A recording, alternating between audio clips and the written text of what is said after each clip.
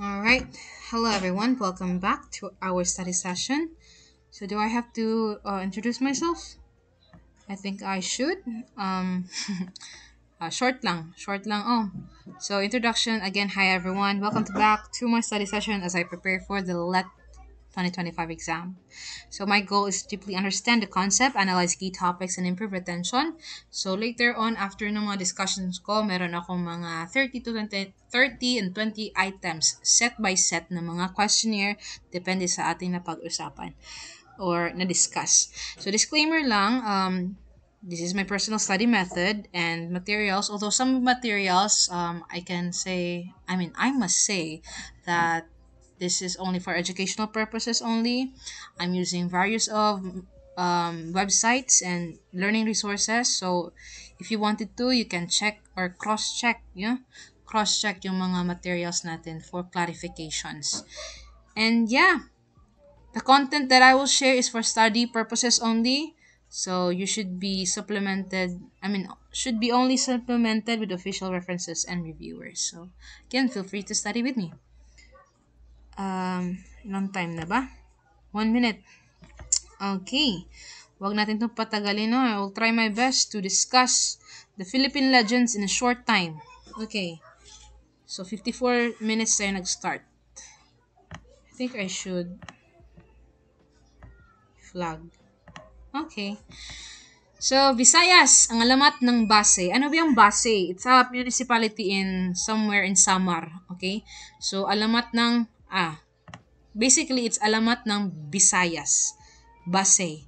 Visayas. So, this is part of beautiful Bungang Sakit, a Visayan myth explaining the origin of a beautiful flower linked to the grief and a beauty of a woman's love.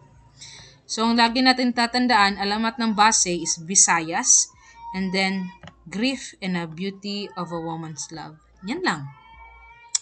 And sino yung mga tauhan? May mga tauhan ba? Walang tauhan. Okay, dito naman tayo sa alamat ng durian.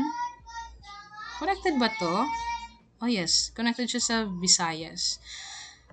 So, ang durian, ano siya? Visayas siya na belong according dito. But you can also, you can say that this is from Davao. Close naman talaga yan dyan, yung Samar tsaka Davao. Anyway, this myth explains the origin of the durian fruit, of course. Strong divisive odor. Some say it was once a beautiful woman, cursed for her pride. Yan yung natin. Ito na lang. Should I, na lang, no? Ito lang mga clue word. Okay ha? Ito na lang, balikan ko yung isa.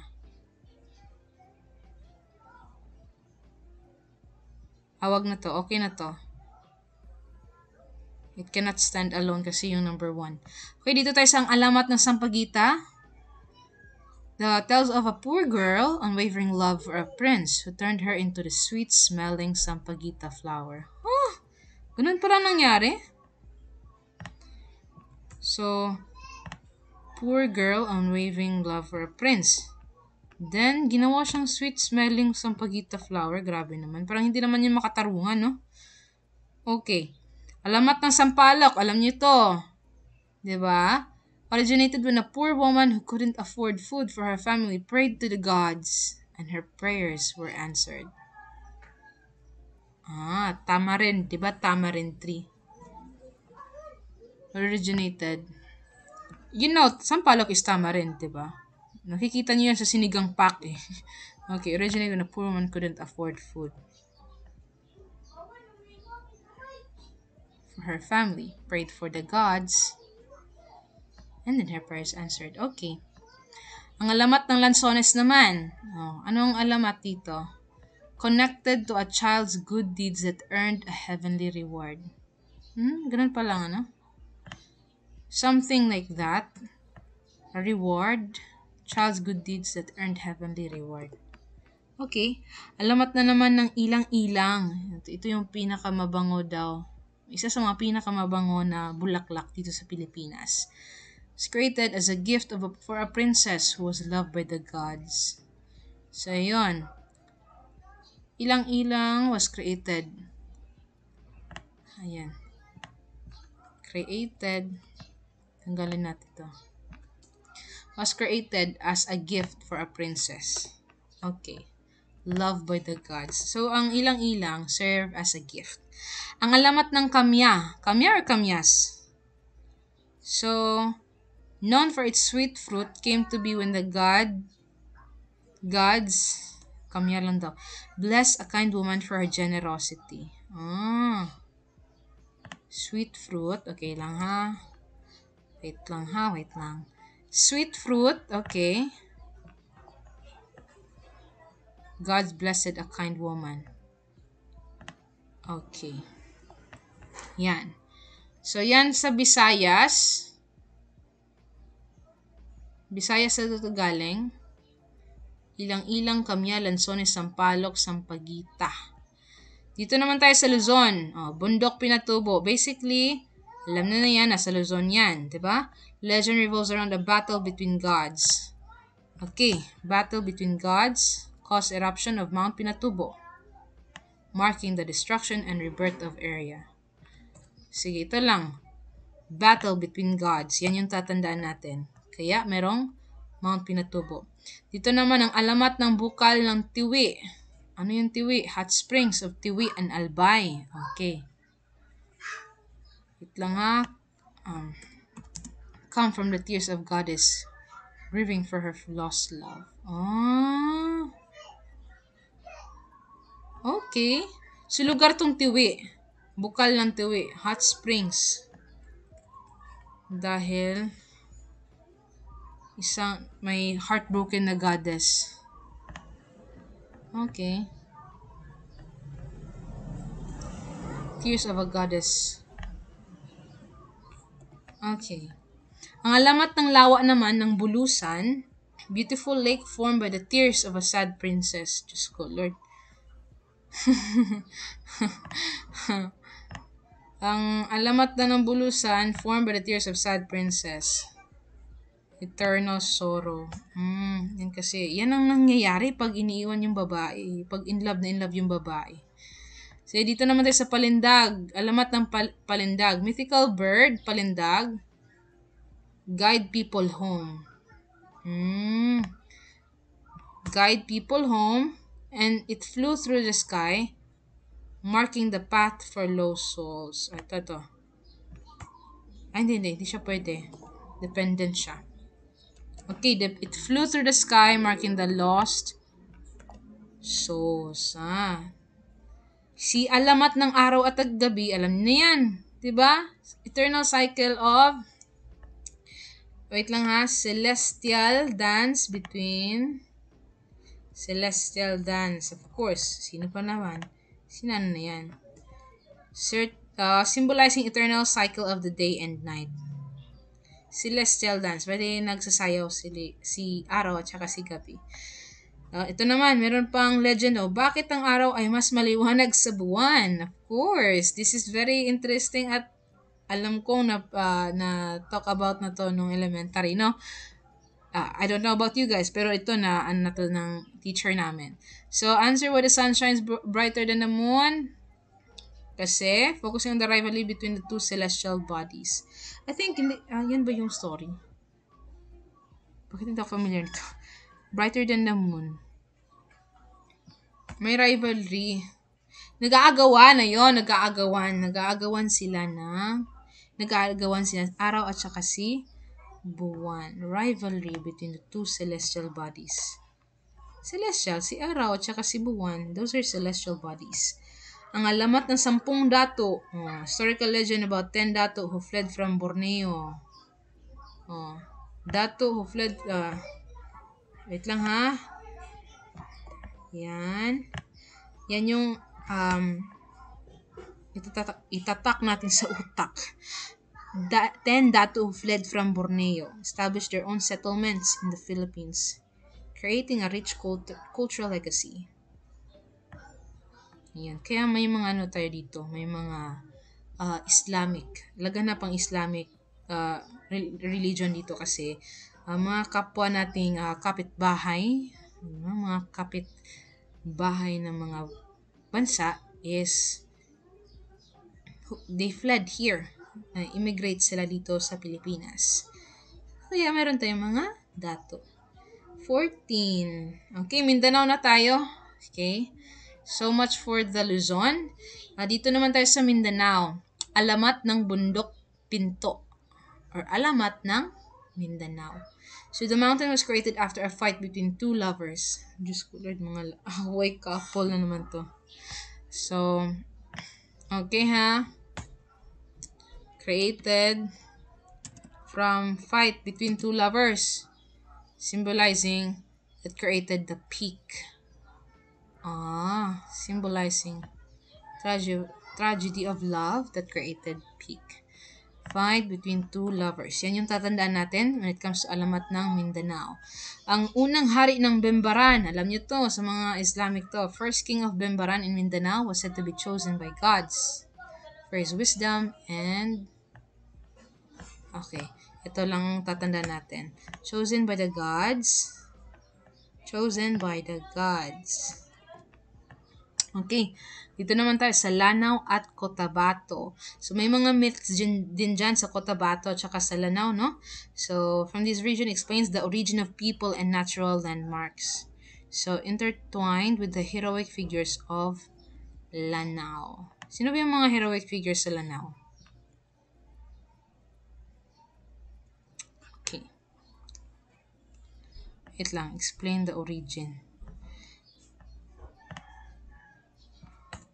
When you say Ranao is taga-ilog, di ba? So that explains why the name of the landmark or ng Lanao is Lanao, meaning taga malapit sa lake. Di ba? You get me, guys? So, wait lang. Huwag na natin tanggalin to kasi importante din yan. Ang puso ng mga dalaga, alamat mula sa Bicol. Bakit mula sa Bicol to? Tapos nakalagay sa Mindanao. Ano to? Anong kagaguhan to? Anyway, a Bicolano myth about a young woman's heart was so pure, it was turned into a precious gem, becoming a symbol of love. Alam nyo kung saan galing. Kung bakit my heart. A young woman's heart. Wait lang po. A young woman's heart. Woman's pure heart na lang. Pure heart. Turn into precious gem. A symbol of love. Yan. So, yan yung mga keyword natin para kapag masabi natin or makita natin itong mga title, ay alam namin to. Yung unang hari ng Bembaran, ayan si Bembaran kasi napaka puno yan ng wisdom at saka magaling sa leadership. Kaya pinili siya ng mga Diyos. Ayan. Boholanos, alam niyo yung bakit may mga chocolate hills dyan? So, love story daw. Lord. Love story between a giant and a princess. The island rose from the sea as a gift for their love. Yun ba yun? Are you sure? Tignan natin ha. Chocolate Hills Legend. Tignan natin. Iba rin dito. Pero it still mentioned the giants. So, giants and a giant tears. Hindi siya lover. Palitan natin to. But still, siguro. Siguro may mga giant. Tapos may prinsesa, no? Tapos, yung giant na busted. Umiyak. So, ayan. A battle between giants and a giant's tears. So, okay. Ifugao naman tayo sa mga Ifugao. Taga saan ang mga Ifugao? Taga Benguet. Ang pinagmulan ng kodla ng mga Ifugao. Ano yung kodla? Explains the origin of the Ifugao people and their rice terraces. Okay? Said to be blessings from the God for their hardworking nature. Of course, napaka-hardworking ng mga tao dyan. And you can directly see it with their, what do you call this? 7 wonder. Basta nabilong yun sa mga wonders sa buong mundo. yung rice terraces nila. Blessings from the gods. Ayan. Dahil hardworking ang mga Ifugao na tao. Dito naman tayo sa mga Tagalog. At mga Tagalog, anong maaring ipaghanda nyo sa amin? Unang-una, ang alamat ng lahing Tagalog. Ay, meron din pala kayong ganyan? So, the creation of the Tagalog people is explained through a divine connection. So ito yung i-highlight natin guys wait lang. Through a divine connection with gods. Tracing their roots from heaven. Wow! So heaven pala kayo galing May mga sila, mga ninunuan nila is galing sa heaven. Ito naman ang alamat ng unang lalaki at babae. Alam niyo naman yan, no? Yung pinagbiyak na kawayan. First man and a woman. Their struggles in the creation of woman and earth. Hindi na natin yan. Ganito na lang. First man and a woman. So, ang alamat na Bernardo Carpio. Sino si Bernardo Caprio na noon? Leonardo kasi yon sa Titanic, Diyos ko. Iba din to si Bernardo Carpio. He's a legendary hero known for his immense strength. Sa mga Tagalog to who was trapped between two mountains by the gods due to his defiance. Pagsuway. Ayan, sinusuway mo kasi. Okay, ito. Immense strength, ito na lang. Immense strength. May immense strength siya. And trapped between two mountains. Tapos defiance. Yan si matigas kasi yung ulo ni Bernardo Carpio. Okay? Ang alamat ni Maria Makiling, again pinarasahan siya ng mga gods. Excuse me. Dito naman tayo sa alamat ni Maria Makiling. Alam niyo na si Maria Makiling. Guardian spirit yan siya ng Bundok Makiling. Often depicted as beautiful, mysterious woman and who protects the land. Guardian spirit of Mount Makiling. Okay. Mindanao ulit. May continuous ba? Okay, may Mindanao kasi dito. Sige, may another set of Mindanaon legends, no? Ito. Wait lang. Ayan. Okay, ang unang sampagita. So, ang unang sampagita daw, created from the heart of a pure-hearted woman who sacrificed, wait lang po, nag-technical error, who sacrificed for her people. Heart of a pure woman. Ay, grabe. Kaya pala makikita niyo mga sampagitan, no? Parang napaka-pristine nila, napaka-pure nila tignan. Kaya pala, galing pala daw sa pure-hearted woman. Okay. Ito naman, kung bakit pulo-pulo ang Pilipinas. Ibig sabihin, archipelago, di ba? Bakit archipelago or pinalilibutan ng dagat, which is a blessing, by the way. A myth explaining why the Philippines is an archipelago, it tells of a god's wrath. It tells, okay. Kaya pala pulo-pulo, kasi may nagalit na Panginoon. Okay, God's wrath. Islands to separate. Yan lang yung natin. Kapag makikita kayo ng pulo-pulo ang Pilipinas. Ang pinagmula ng Sansinukob at Lahi, origin of the universe and human beings. Ito yung Sansinukob at Lahi, origin of universe and human beings. Link to divine and natural. Link to divine. Divinity, yan. Yan lang yung tatandaan natin. And for the miscellaneous, may mga additionals tayo dito. Ang alamat ng daigdig, we have ito, creation ng ating planeta, Earth. How it was shaped by the divine. Okay.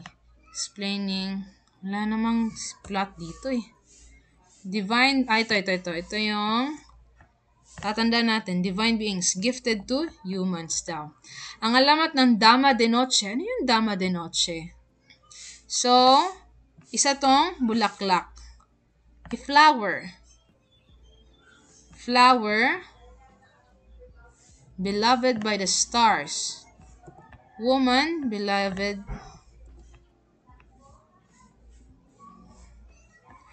Awong lingtoman, beloved by the stars.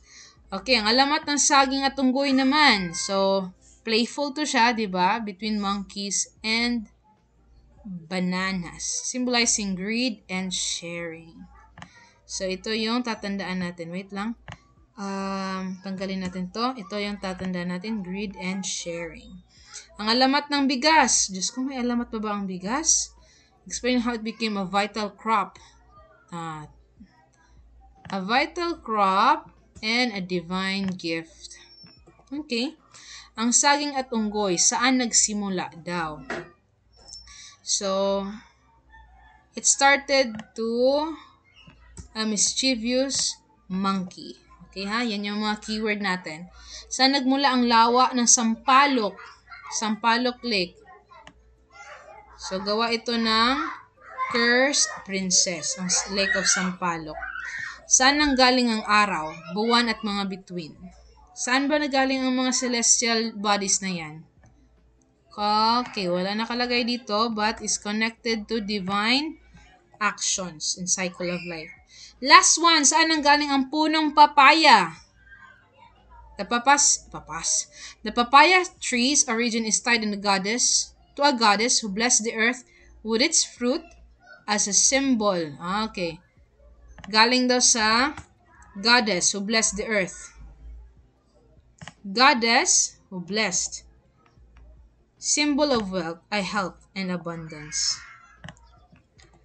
Okay. So, I'm pretty sure kapag na-encounter na yung multiple choice test natin, may mga context clues naman doon. And it's actually, ginawa ko yun bilang critical, you can use critical thinking. Also, you will be going to, like matetest yung sarili nyo kung alin na theme, or situational ba yung mga questions natin. So, I think, ingay na yung namin. Kapitbahay namin. So, ayan. That's it for the Philippine Legends.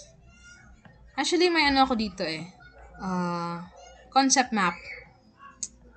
Ayan. Ayan. Kompleto yan. Iba't ibang region yan. So, this is my concept map. So, kompleto yan. Mindanao, Luzon, Visayas, Bohol, etc.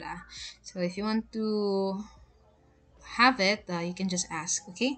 So, thank you very much for studying with me. It has been ilang minutes? 23 minutes for the Philippine Legends. So, I hope you guys learned something from it and see you soon for the fables or pabula. Bye!